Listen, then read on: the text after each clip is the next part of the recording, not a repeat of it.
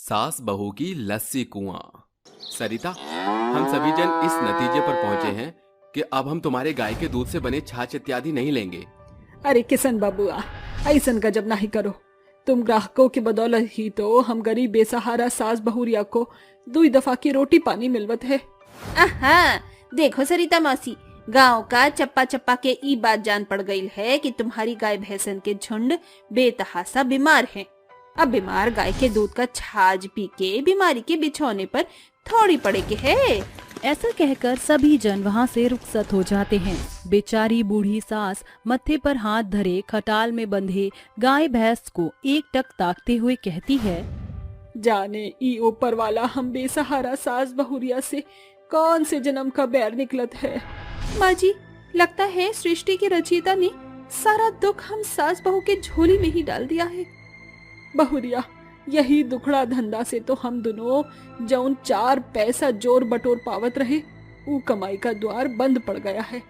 गौरी धन्नो सब एक संग बीमार हुई गई। आखिरकार सरिता की सभी गाय भैंस एक संग बीमार कैसे हुई? ये महज एक हादसा है या फिर किसी की सोची समझी साजिश? आइए समय में कुछ कोस पीछे चलते हैं। ये कहानी है सज्जनपुरा गांव की, जहां सरिता और रमैया नामक 2 सास बहू रहती थी। सालों पहले सरिता के पति का स्वर्गवास हो चुका था। ऐसे में कुछ समय बाद एक दुखद दुर्घटना में सरिता का बेटा श्रवण भी चल बसा। इस घटना के बाद सास बहू गहरे सोग के सागर में डूब गई। इस गम से उभरने में उन्हें सप्ताह लग गए। सरिता के पास कुछ गाय और भैंस थी। सास बहू ने उसे भी जीविकोपार्जन का जरिया बना लिया। उसी गांव में माखन नामक एक मक्खर अहिर रहता था। वह पेशे से ग्वाला था। ससुरी चिंदी चोर खाने की खेत में भरकर चारा खाती है और दूध देने में आनाकानी करती है। अरे दैया, काहो माखन, बेजुबान जानवर के ऐसे मारत कूटत तोहर कलेजा तनिक भी नहीं कोसत का चोटत है। अरे मैं अपनी गाय को मारूं या लताड़ूं, तुम कौन होती हो बीच में टांग अड़ाने वाली? चलो भागो यहाँ से। अरे हम तो ये खुशियां बाटे आयल रही, हमरी धन्नो बचिया को जन्म दी है, उके दूध से बना छेना बर्फी बना कर लाए हैं। हो गए, अब चलती बनो यहाँ से। माखन का बुरा बर्ताव देखकर सरिता वहाँ से चल देती है। गुस्से में मादा हुआ माखन जोरों शोरों से पांव पटक कर कहता है, ये मेरे दूध का धंधा चौपट होता जा रहा है और ये दोनों सास बहू दिन दुगनी रात चौगनी तरक्की कर रही हैं। इन दोनों सास बहू की सफलता मेरे धंधे के लिए फांस बन चुका है।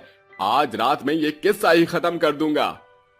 देर रात सन्नाटा छा जाने पर माखन दबे पांव सरिता के खटाल में घुसकर पजामे के जेब को जैसे टटोलता है। उसमें एक बड़ी सी पुड़िया होती है। माखन गाय भैंस के आगे परोसे हुए दाने में उस पुड़िया में शुमार अवशेष को मिलाकर मंद मंद मुस्काते हुए बोलता है, अब जैसे ये बेजुबान जानवर इस जड़ों को दाने के साथ खाएंगे, इनके दूध की गुणवत्ता और मात्रा दोनों तार तार हो जाएगी।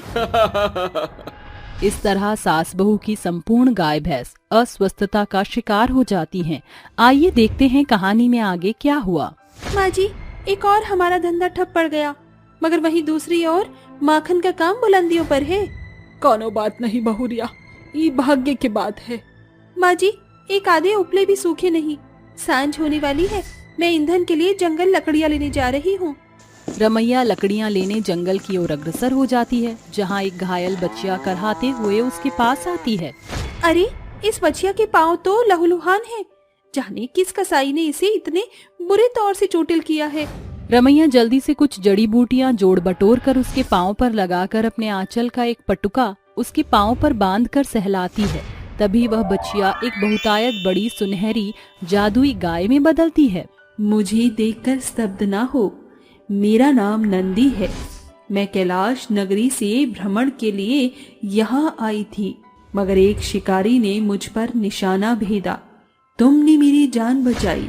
कहो, मैं तुम्हारी कोई मदद कर सकती हूँ। रमैया नंदी से सारी आप बीती साझा करती है, जिसके बाद नंदी उसे लबालब लस्सी से भरा बर्तन देते हुए कहती है, रमैया, यहाँ से 3 कोस पर एक कुआं है। इस लस्सी को ले जाकर उस कुएं में डाल देना। इसके बाद तुम्हारी विकट विपत्तियां समाप्त हो जाएंगी।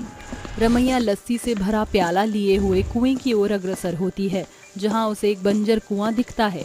रमैया जैसे ही वह लस्सी को कुएं में डालती है, वह सूखा बंजर कुआं लबालब लस्सी से सराबोर होकर उफन पड़ता है। तुमने आज मुझ मुए मुर्दे कुएं को जिंदा कर दिया। मेरा प्याला उमड़ रहा है, मेरा प्रयोग करो। ये कैसा कुआं है जो कौतुक करतब दिखा रहा है? आज तक कुएं को सिर्फ जल का सोता बनते देखा था, मगर लस्सी का सोता बनते पहली दफा देख रही हूँ। रमैया घर आकर ये बात अपने सास से साझा करती है। अरे बहुरिया बोराई गईल है का? लस्सी का कुआं कैसन हो सकत है? सासू माँ, मैं 100% सच बोल रही हूँ।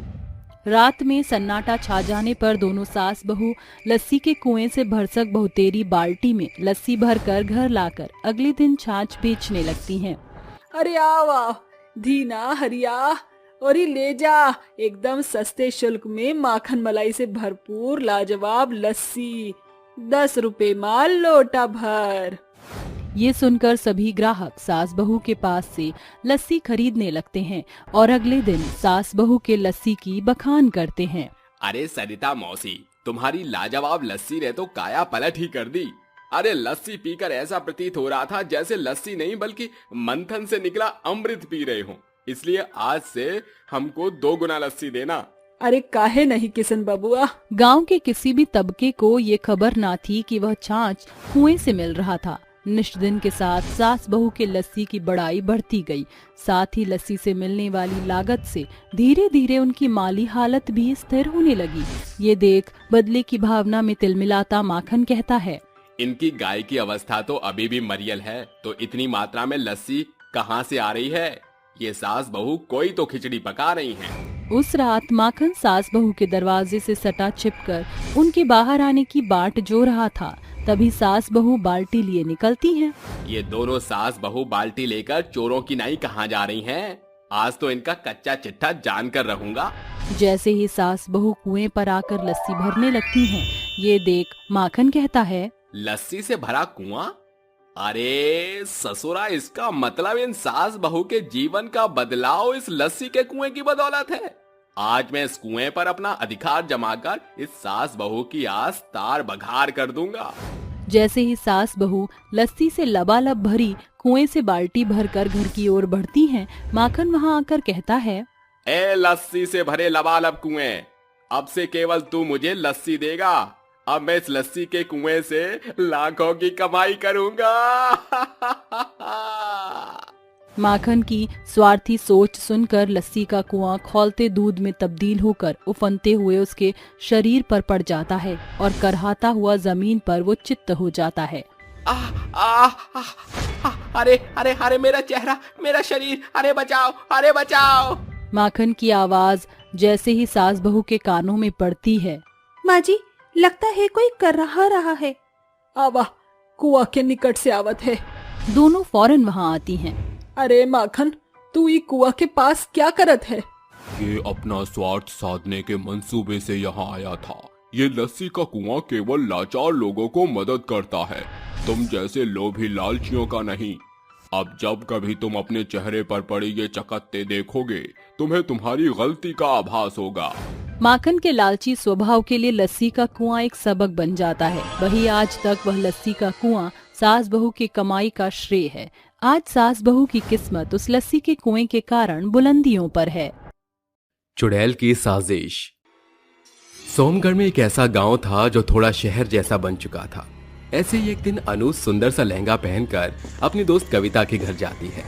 कविता के मेहंदी फंक्शन में आंखों पर पट्टी बांधे आंख मिचौली खेल रही थी। तभी वहां की लाइट अचानक बंद हो जाती है और चुड़ैल कहती है, अब नहीं छोड़ूंगी तुझे, आजा मैं खिलाती हूँ तुझे आंख मिचौली। चुड़ैल अनु को बालों से हवा में उठाकर एक खाली मैदान में पटक देती है जहां अंधेरा ही अंधेरा होता है। तभी चुड़ैल, उल्टे पैरों वाली चुड़ैल, अपने जादू से अनु के हाथ बांध देती है और वो जमीन से उठकर कहती है, कौन है यहाँ? कौन है? किसकी इतनी हिम्मत हुई जो मेरे साथ ऐसा कर रहा है? मैं चुड़ैल हूँ और तुम्हारी आंखों पर जो ये पट्टी बंधी है, इसे खोलने की हिम्मत भी मत करना, वरना तुम्हें बिना मुझे देखे मरना होगा। समझ रही हो ना? क्या? चुड़ैल, मैंने क्या किया है? प्लीज मुझे छोड़ दो, प्लीज मुझे कुछ मत करना, मुझे जाने दो। उफ, ये सुकून।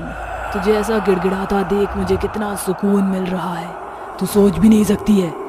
पर मुझे तो तेरी ट्रेलर की जगह पूरी मूवी देखनी है। जब तक तू बहुत ज्यादा गिड़गिड़ा ना दे मुझे चैन नहीं आएगा। ऐसा करते हैं, हम गेम खेलते हैं। पट्टी तो तूने आंखों पर बांधी रखी है, तो हम खेलेंगे आंख मिचोली। मैंने बोला ना खेल तो मतलब खेल। हाँ, खेल रही हूँ, लेकिन मेरे हाथ तो खोल दो, मैं तुम्हें पकड़ूंगी कैसे? अब मजा आएगा। ये बोलते ही चुड़ैल उसके हाथ खोल देती है और एक हाथ में कुल्हाड़ी लिए हवा में उड़ रही थी। तभी अनु उसे पकड़ने की कोशिश करती है और बोलती है, तुम हवा में उड़ रही हो तो मैं कैसे तुम्हें पकड़ूंगी? ढूंढ मुझे, पकड़। अगर तूने मुझे नहीं पकड़ा तो मैं तुझे मार डालूंगी। नहीं नहीं, प्लीज, मैं तुम्हें ढूंढ रही हूँ, प्लीज मुझे मत मारना। ये बोलते ही अनु चुड़ैल को ढूंढने लगती है और चुड़ैल हवा में और उड़ने लगती है और कहती है, तुझे यहाँ बुलाने तो मेरी एक साजिश थी अनु, अब तुझे मरना होगा। कौन हो तुम? कौन हो? और मेरा नाम कैसे जानती हो? मैं तेरी दोस्त शनाया।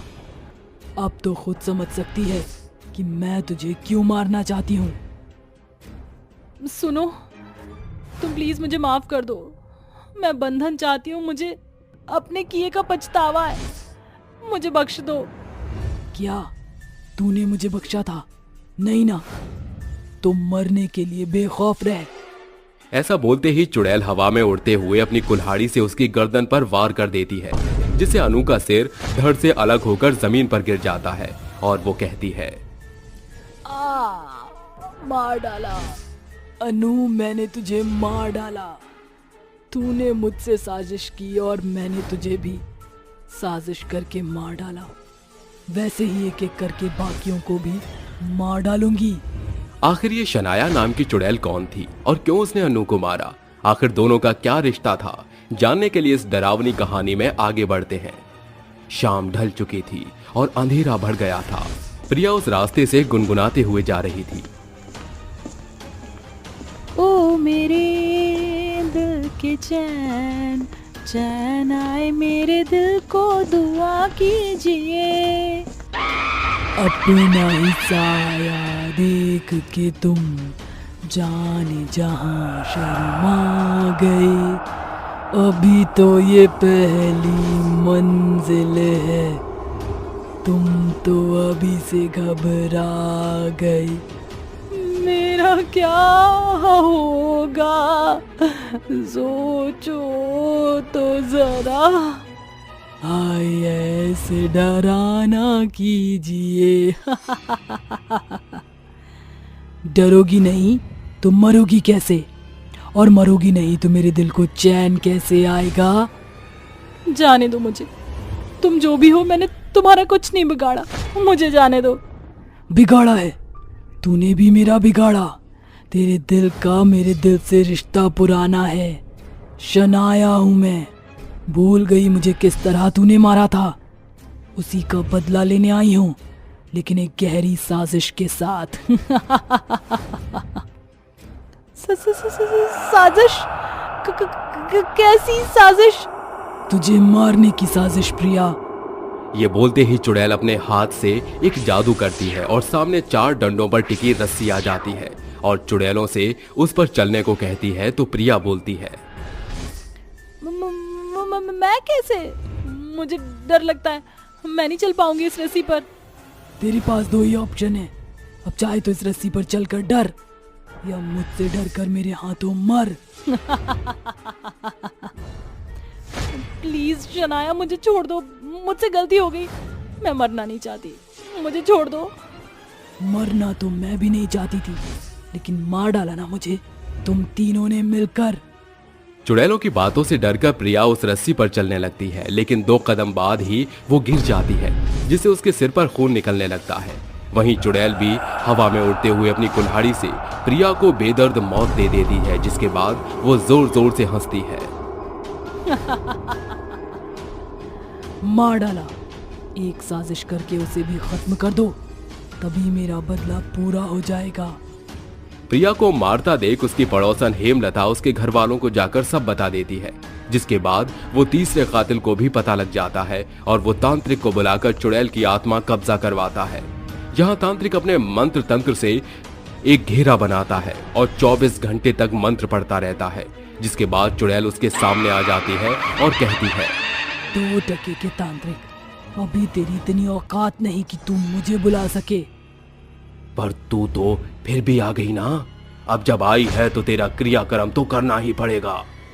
तू मेरा कुछ नहीं बिगाड़ सकता है जब तक मैं अपना बदला पूरा ना कर लूं।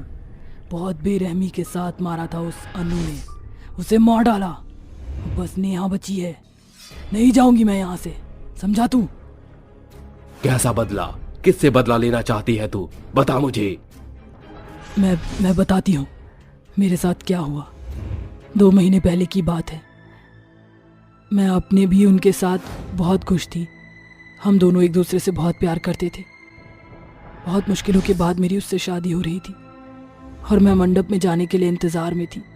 तभी मेरी 3 सहेलियां आई और बोली, ओहो, तू तो लाल जोड़े में आज बहुत सुंदर लग रही है। हाँ, सच में तुझे बहुत अच्छा जीवन साथी मिला है। काश तेरी जगह व्योम ने मुझसे प्यार किया होता, पर कोई बात नहीं, उसे तू मिल गई। बेटा, सबकी किस्मत में नहीं होता व्योम जैसा प्यार। वो तो है, लेकिन अब उससे शादी मेरी होगी, इसी जोड़े में, और तुझे जाना होगा।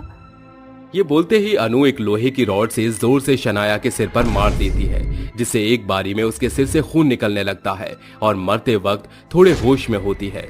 अनु उसकी शादी का जोड़ा पहन घूंघट की आड़ में अपनी सहेलियों के साथ जाते हुए बोलती है, वाओ, हम तीनों ने मिलकर क्या साजिश की है। अब मैं बनूंगी व्योम की दुल्हन। मेरे सामने मेरे जोड़े में अन्नू मेरे प्यार से शादी कर लेती है, तभी मरने के बाद मैं चुड़ैल बन गई और इन तीनों से बदला लेने के लिए साजिश करने लगी। अब बस नेहा को मारना बाकी है। तू मेरा कुछ नहीं बिगाड़ सकती, क्योंकि अब तू तांत्रिक बाबा के वश में है, समझी? भले ही तूने मेरी दोनों सहेलियों को मार दिया, लेकिन तू मेरा बाल भी बांका नहीं कर सकती है। नेहा, तुझ में इतनी अकड़ अब भी है।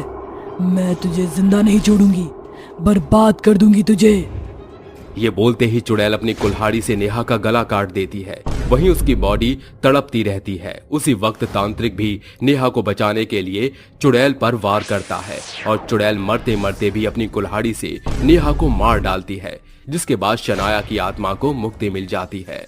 विशाल जादुई सोने की दुर्गा माँ का घर। शादी के 2 वर्ष बीतने के पश्चात पार्वती के पति की मृत्यु हो जाती है। इस बीच पार्वती एक बच्चे को जन्म देती है।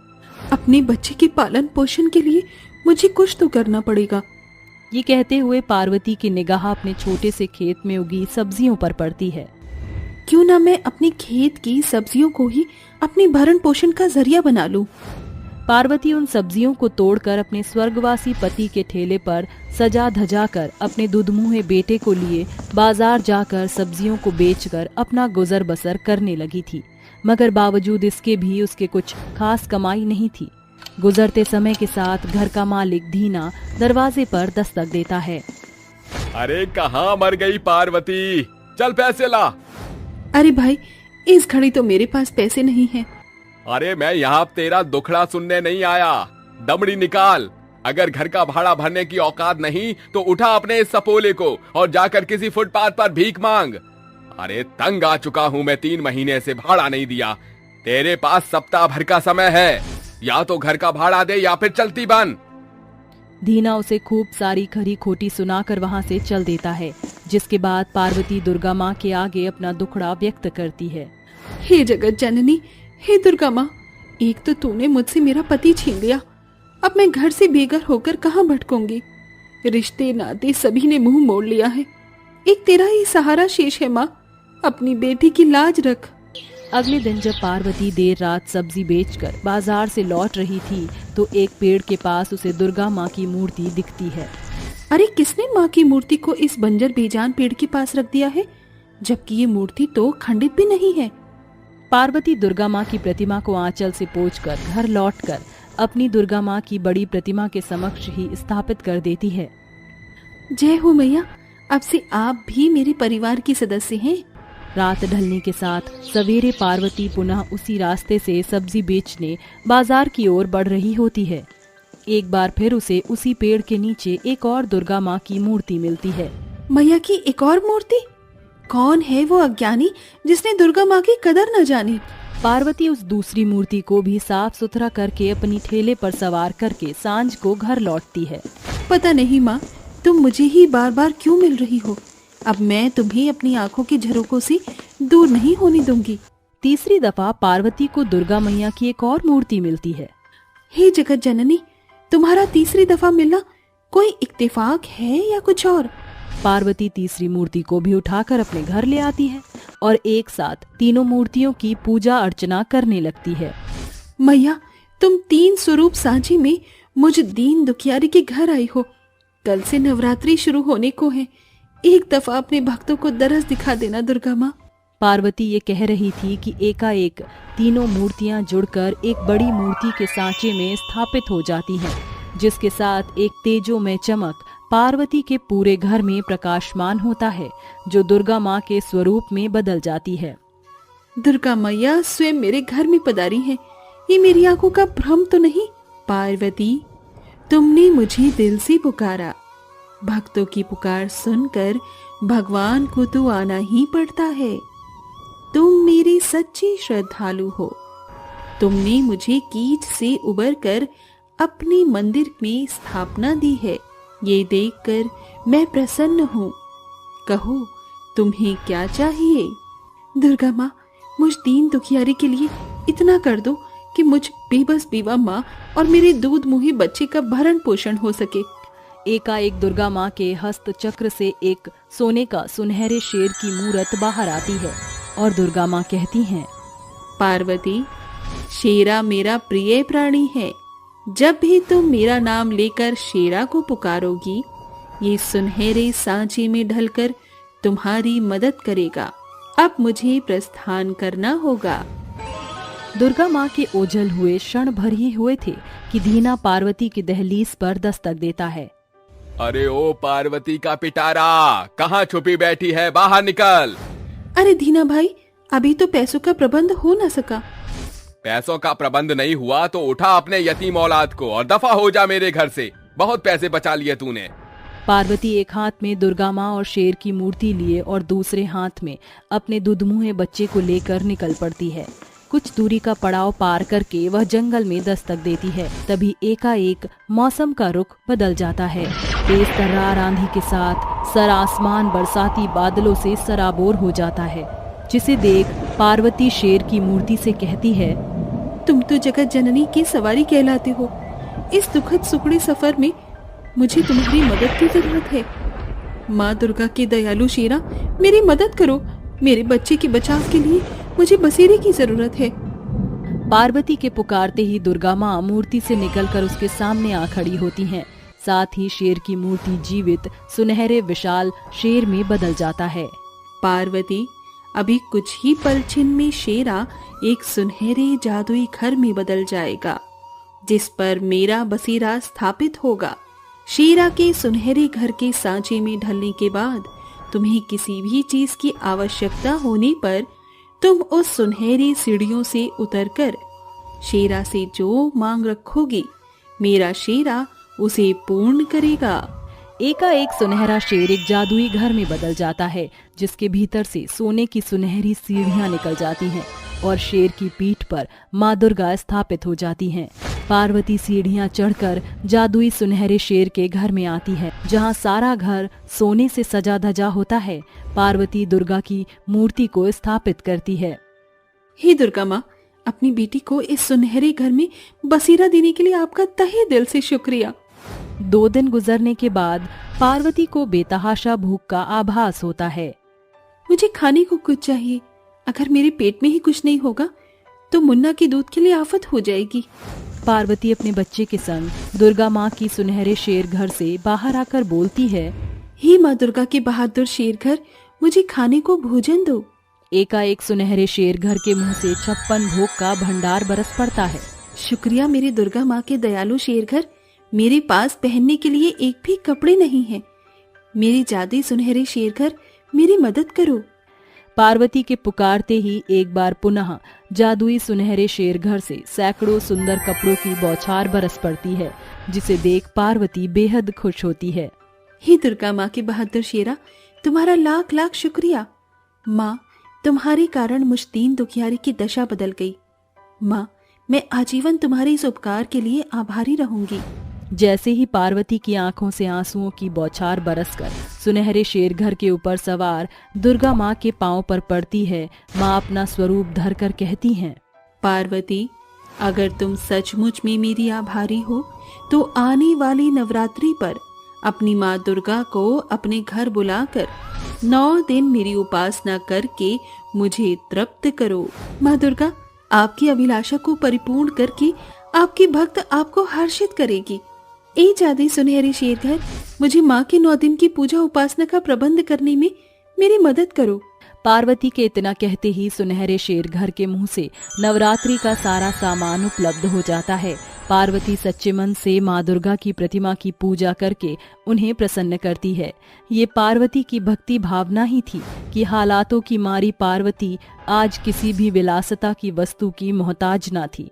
सैकड़ों दुखों के पड़ाव से भी पार्वती की आशा माँ दुर्गा से तनिक भी डील डॉल ना हुई थी। इसी कारण वह भाड़े के छोटे से घर से सीधे शेर के सुनहरे जादुई घर में शानो शौकत से रह रही थी। चुड़ैल की दुर्गा शक्ति। जोर से बोलो जय माता दी, सारे बोलो जय माता दी, प्रेम से बोलो जय माता दी। ऐसा कहकर चुड़ैल वैष्णो देवी मंदिर के दर्शन करके उतर रही थी कि सामने से एक बस फिसलकर खाई की ओर अटक जाती है। ये क्या, ये बस तो खाई में गिरने वाली है। मुझे इन लोगों को बचाना होगा, कहीं मुझे देर ना हो जाए। ऐसा कहते ही चुड़ैल उस खाई में गिरने वाली बस को बचाने के लिए अपनी शक्तियों का प्रयोग करती है। लेकिन एक चुड़ैल वैष्णो देवी की चढ़ाई क्यों चढ़ रही थी और वो लोगों को क्यों बचा रही थी? अधिकतर बुरी शक्तियां ऐसी स्थिति प्रकट करती हैं, न कि सहायता करती हैं। आखिर चुड़ैल का राज क्या था? जानने के लिए इसी के अतीत में चलते हैं। सुबह का सूरज उगता है, चिड़िया चहचहाती हैं और अंबिका दुर्गा माँ की पूजा करती है। अम्बे तू है जगदम्बे काली, जय दुर्गे खप्पर वाली, तेरे ही गुण गाएं भारती ओ मैया, हम सब उतारे तेरी आरती। जयकारा शेरा वाली दा, सच्चियां जोता वाली माता, तेरी सदा ही जय। अंबिका बहू, हो गई तेरी पाठ पूजा? अरे घर के काम भी करने हैं कि नहीं, या इसी में लगी रहेगी? माँ जी, साफ सफाई करके ही दुर्गा माँ की पूजा की है, तभी तो मेरा दिन शुरू होगा।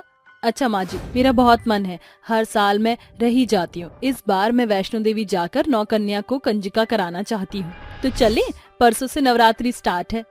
तुझे कितनी बार समझाया है, वैष्णो देवी ऐसे नहीं जाते, वहाँ से जब माँ का बुलावा आता है तो ही जाते हैं, अभी नहीं जाना हमें।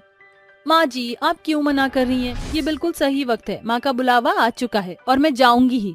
ऐसे जबरदस्ती बेवक्त से नहीं जाते, वरना एक्सीडेंट हो जाते हैं। माँ जी, आप और वो तो आएंगे नहीं, तो मैं ही जा रही हूँ। देवी माँ से बढ़कर मेरे लिए अब कुछ नहीं है। माँ का बुलावा नहीं आएगा तो मैं जाकर ही रहूंगी।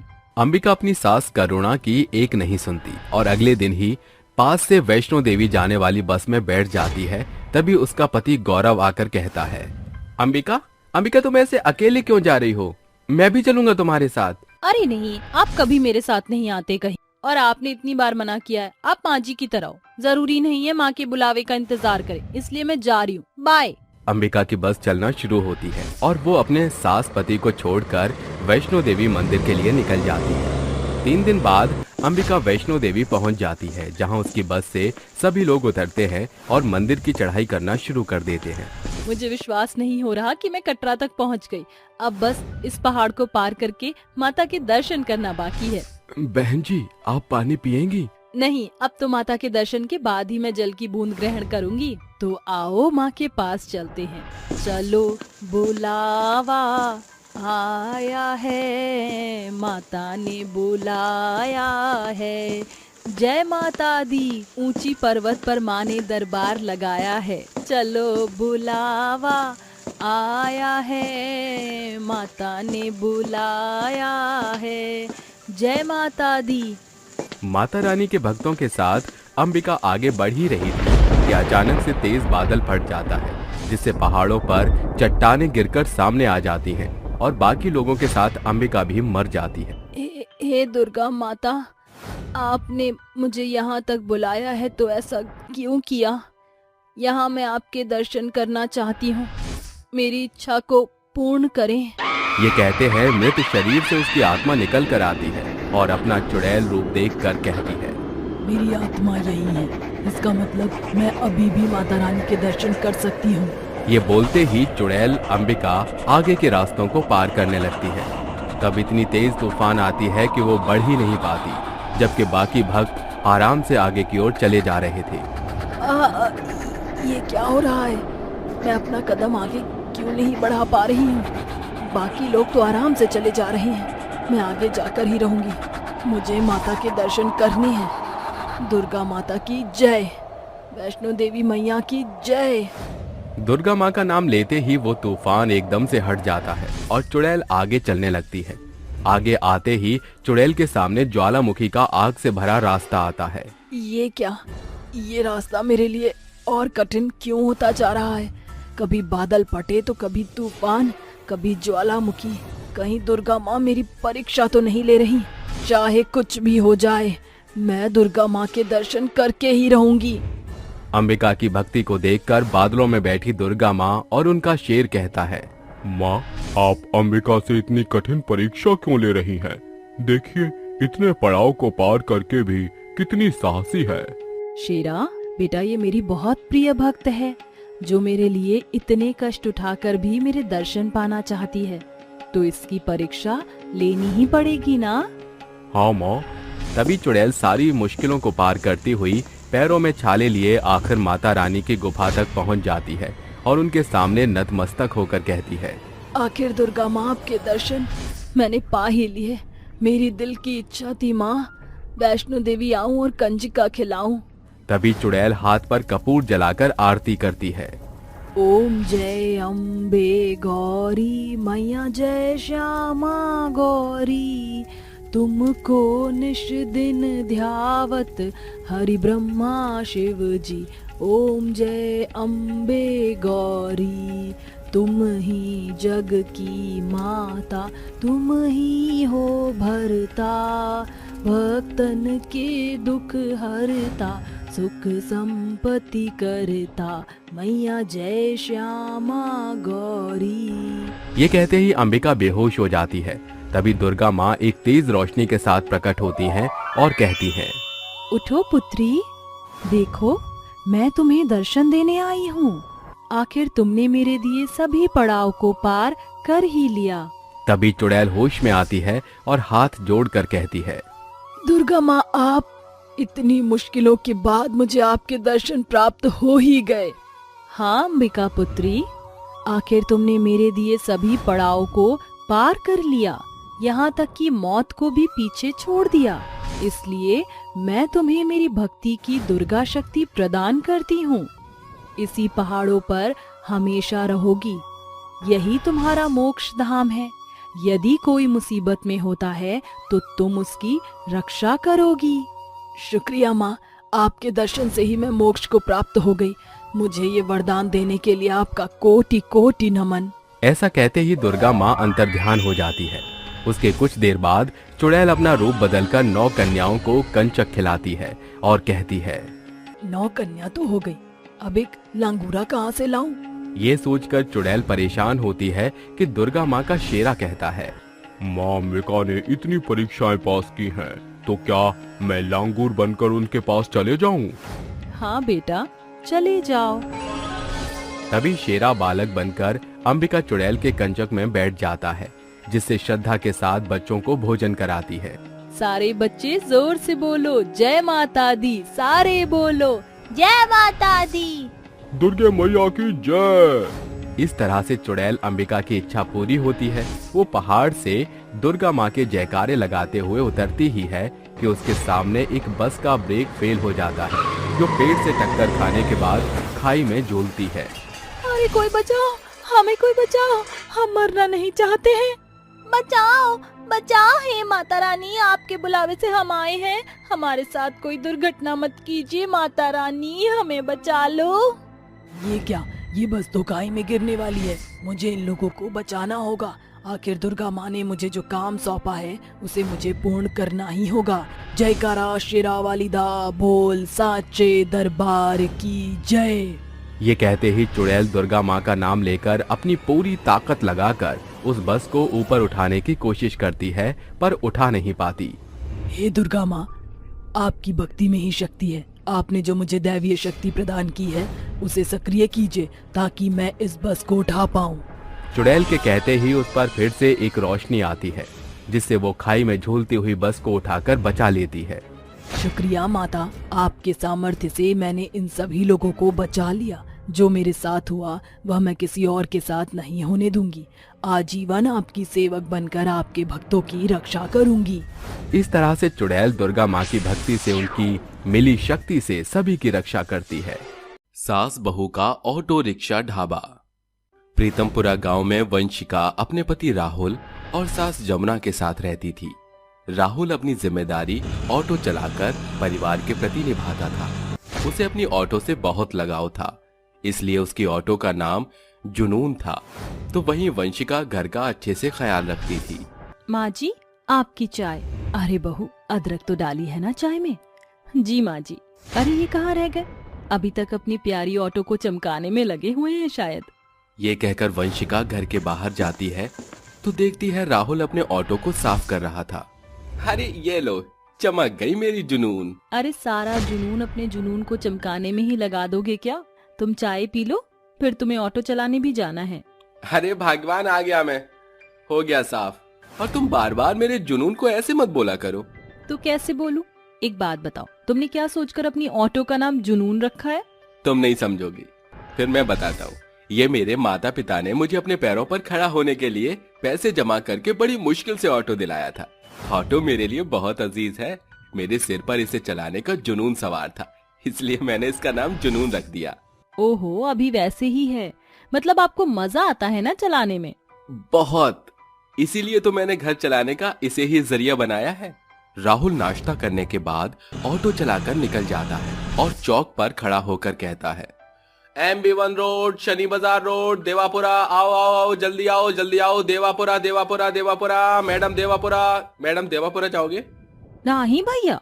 तो कहाँ जाओगे? देवापुर से आगे जाना है भैया, प्रीत विहार कॉलोनी पड़ती है, वहाँ चलोगे आप? मैडम वो तो बहुत आगे है, इसका 150 रुपया लगेगा। अरे नहीं भैया, इतना थोड़ी ना जाते, मैं रोज आती जाती हूँ ऑटो से। कैसी बात कर रहे हैं आप? 100 रुपए ले लीजिए बस, बहुत है। इतना कम मैडम? अरे भैया, रोज मैं इतने में ही जाती हूँ। चलिए बैठ जाइए, बस 110 रुपए दे देना, बोनी का टाइम है। ठीक है चलो।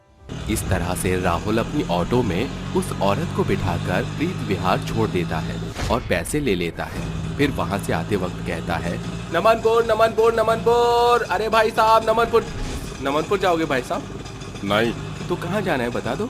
अरे कहीं नहीं जाना भैया, मैं अभी अभी एक ऑटो से उतरा हूँ। अच्छा ठीक है। अरे यार, आज ठीक से बोनी नहीं हो रही, कोई तो आ जाओ, मेरी जुनून में बैठ जाओ। ओहो। अरे भैया, नमनपुर चलोगे क्या? हाँ मैडम, 200 रुपया लगेगा। ठीक है भैया, आप चलो तो सही। फिर राहुल श्रुति को उस जगह तक छोड़ देता है। ऐसे ही सुबह से शाम तक वो ऑटो में सारी सवारियां बैठाकर उन्हें उनकी मंजिल तक पहुंचाता है। फिर वो घर आता है। अरे वंशिका, मैं बहुत थक गया हूँ, जल्दी से पानी लेकर आओ। ले बेटा, पानी पी ले।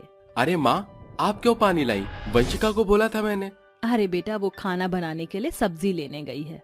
ठीक है माँ। कुछ देर बाद सब एक साथ बैठकर खाते हैं। अपनी उंगली चाटते हुए राहुल कहता है, अरे वाह वंशिका, तुम्हारे हाथों में तो जादू है। शादी से अभी तक तुम्हारे हाथ में वही स्वाद है, बिल्कुल भी नहीं बदली हो जब से। कितना अच्छा खाना बनाती हो तुम। शुक्रिया राहुल जी, पता है, मेरी माँ कहती थी शादी से पहले पति के दिल का रास्ता उसके पेट से होकर जाता है, इसलिए मुझे खाना बनाना सीखना पड़ा आपके लिए। अच्छा जी, इसलिए माँ भी पापा के लिए बहुत अच्छा अच्छा खाना बनाती थी, है ना माँ? हट, पागल के सामने कैसी बातें कर रही है। अच्छा वंशिका, ये लो पैसे, घर का जो भी राशन है ले आना, और मेरी जुनून में गैस भरवाने के लिए पैसे अलग रख देना। ठीक है। सुना माँ जी, आपने इनकी जुनून में गैस भरवाने के पैसे रखने हैं। हफ्ता बीत जाता है। राहुल इसी तरह अपनी जुनून ऑटो रिक्शे को चलाता रहता था। एक बार बारिश में उसकी ऑटो चल नहीं पाती और भरे पानी में फंस जाती है। तो राहुल कहता है, ओहो जुनून, ये क्या हुआ? तुम तो यहाँ बरसात में फंस गई हो, तुम्हें कैसे निकालूं? मुझे ही तुम्हें निकालना होगा। हो जा, निकल जा। राहुल बारिश में जैसे तैसे अपनी ऑटो को खींचता है कि तभी एक गाड़ी वाला उसे टक्कर मार देता है, जिसमें राहुल की मौत हो जाती है। जैसे ही आसपास के लोग राहुल को देखते हैं तो उनमें से कोई जमुना और वंशिका को उसकी मौत की खबर दे देता है। उसका ऑटो तो घर आ जाता है, साथ ही राहुल की मौत से दोनों का बुरा हाल हो जाता है। 2-4 दिन दोनों सास बहू गम में डूबे रहते हैं। तभी जमुना वंशिका को खाना खिलाते हुए कहती है, ले बहू, खाना खा ले। माँ जी, मन नहीं है। बेटा, समझने की कोशिश कर, बड़ी मुश्किल से ये खाना नसीब हो रहा है राहुल के पैसे का। वैसे ही थोड़े दाल चावल बचे हैं और है भी नहीं, खा ले इसे। अगर माँ जी अब है नहीं तो हम घर का खर्चा कैसे चलाएंगे? हमारे पास तो कुछ पैसे भी नहीं है। बेटा, कुछ ना कुछ हमें सोचना ही पड़ेगा, घर तो चलाना है ही। माँ जी, क्यों ना मैं ढाबा चला लूं? राहुल जी कहते थे कि मैं बहुत अच्छा खाना बनाती हूँ, इससे माँ जी हमारी अच्छी आमदनी भी हो जाएगी। ठीक है, तो हम ढाबा ही खोलेंगे। जहाँ तक सामान की बात है तो मेरे पास कान के झुमके पड़े हैं, मैं उन्हें बेच दूंगी। पर बेटा, ढाबा कहाँ पर खोलोगी? माँ जी, वो सामने देखें, आपके बेटे की जुनून खड़ी हुई है, उसी ऑटो रिक्शा में मैं चलता फिरता ढाबा खोलूंगी, जिससे आते जाते लोग इस नई चीज को देखकर आकर्षित होंगे और खाना खाने के लिए आया करेंगे। अरे वाह बहू, ये तो बहुत अच्छी तरकीब है। अगले दिन ही सास बहू कुछ पैसों की मदद से उस मामूली ऑटो का ढाबा बनाकर उसमें जरूरत की चीजें सजा देती हैं और बोर्ड लगा देती हैं, सास बहू का ऑटो रिक्शा ढाबा। आइए आइए, स्वादिष्ट चटपटा इंडियन साउथ इंडियन खाना खाइए, दाल मखनी, मटर पुलाव, स्पेशल सास बहू ऑटो रिक्शा थाली। आइए आइए, कम पैसों में ज्यादा खाना खाइए। अरे मोनिका, वो देख तो सही, ऑटो वाला ढाबा। मुझे तो वो बहुत सुंदर लग रहा है। मैं वहाँ का खाना खाना चाहती हूँ और मुझे बहुत भूख लग रही है। चले क्या हम दोनों? हाँ हाँ, चल नेकी और पूछ पूछ। इस तरह से दोनों सहेली उनके ऑटो रिक्शा ढाबे पर जाती हैं। आंटी, आपकी स्पेशल थाली मिलेगी क्या? हाँ बेटा, जरूर। ये लो बच्चों, और खाकर जरूर बताना कैसा लगा। सुनिए जरा, मटर पुलाव और लस्सी दीजिएगा। प्रीतम की बात सुनकर वंशिका उसे खाना देती है। धीरे धीरे सास बहू के ऑटो रिक्शा ढाबे पर भीड़ जमा होने लगती है। भीड़ को देखकर दोनों सास बहू फटाफट खाना देने लगती हैं और लोग खाकर कहते हैं, अरे वाह, डिलीशियस, आपका ढाबे का खाना तो बहुत ही अच्छा है। इससे पहले मैंने कभी नहीं खाया। और मैंने तो होटल में इतना अच्छा खाना नहीं खाया। ओ वाह, आपकी लस्सी तो बहुत ही टेस्टी है और इतना सस्ते बजट में आपने इतना अच्छा खाना बनाया। आंटी, बहुत बड़ी बात है। शुक्रिया बेटा, ये सारा खाना मेरी बहू ने बनाया है, मैंने तो उसकी सिर्फ मदद की है। दीदी, आप इतना अच्छा खाना बनाती हैं, कोई होटल क्यों नहीं खोल लेती आप? दरअसल आज हमने ऑटो रिक्शा का बिजनेस स्टार्ट किया है, भगवान की कृपा हुई तो होटल भी खोल लेंगे। आप खाना इतना अच्छा बनाती हैं, देखना एक दिन आप होटल जरूर खोलेंगे। ये लीजिए आपके पैसे। इस तरह से सास बहू पहले दिन काफी अच्छा मुनाफा कमा लेती हैं। अगले दिन भी उनके पास बहुत सारे कस्टमर खाना खाने के लिए आते हैं। कुछ तो अपने ऑफिस के टिफिन भी बनवा देते हैं। वंशिका जी, मैंने सुना है आप ऑफिस के टिफिन में पैक करती हैं, तो क्या आप हमारे ऑफिस में भी खाना भिजवा दिया करेंगे? मैंने आपकी बहुत चर्चा सुनी है और आपका खाना भी खाया, बहुत अच्छा बना दिया आपने, वाकई में। जी जी, आप निश्चिंत रहिए, मैं आपको टाइम पर टिफिन भिजवा दूंगी, बस एड्रेस और टाइम बता दीजिए। ये मेरा कार्ड है, जब आप आओगे तो इस नंबर पर कॉल कर लेना। हाँ, अच्छा, चलता हूँ। सुनिए, 1 प्लेट पालक पनीर और शाही पनीर दे दीजिए। जी अभी देती हूँ। माँ जी, आप इन लोगों का खाना पैक कर दीजिए, मैं जब तक देती हूँ। हाँ बेटा, बहू मुझे तो यकीन ही नहीं हो रहा है, तेरा ऑटो रिक्शा का ढाबा काम कर गया और हमारी कमाई भी काफी अच्छी हो रही है। ये तो है माँ जी। दोनों लोगों को खाना खिलाती हैं। देखते ही देखते सास बहू का ऑटो रिक्शा ढाबा तेजी से चलने लगता है। हर जगह वो अपने ऑटो के ढाबे से मशहूर थीं। साथ ही उन्हें ऑर्डर मिलने लगे। 1 साल बाद उन्होंने इतनी तरक्की की कि उन पैसों से एक होटल खड़ा किया जिसका नाम सास बहू का ऑटो रिक्शा होटल था।